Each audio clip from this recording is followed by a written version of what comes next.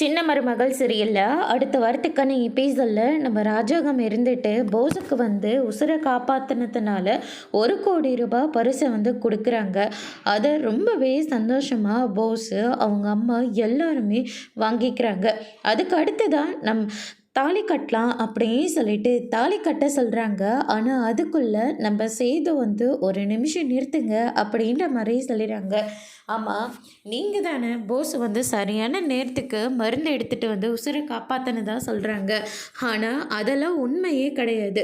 போஸ் உசுரை காப்பாற்றலை, அந்த மருந்தையும் சரியான நேரத்தில் எடுத்துகிட்டு வரல. தமிழ்ச்செல்வி தான் அந்த மருந்தை அங்கேருந்து எடுத்துகிட்டு வந்திருக்காங்க. தமிழ்ச்செல்வியை தலைமையில் அடிச்சுட்டு தமிழ்ச்செல்வி கிட்டே இருந்து மருந்தை திருடிட்டு போயிட்டான் இந்த போஸ் அப்படின்ற மாதிரி சொல்லிடுறாங்க. ஆமாம், அதுக்கான ஆதாரத்தை நீ எங்கே வச்சிருக்க?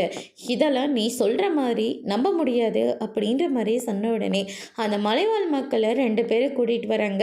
ஆமாயா, இவர் அந்த தமிழ்ச்செல்வியை தலையில் அடிச்சுதான் அங்கே என் கண்ணு 2ஆல் பார்த்தோம் அப்படின்ற மாதிரி சொல்லிடுறாங்க.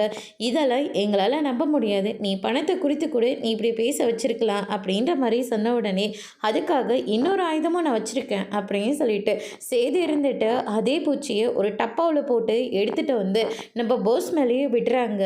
இனியாச்சும் போஸ் நடந்த எல்லா விஷயத்தையும் சொல்ல போகிறாங்களா இல்லையன்றதை வரப்போகிற எபிசோடில் பார்க்கலாம். தேங்க்யூ.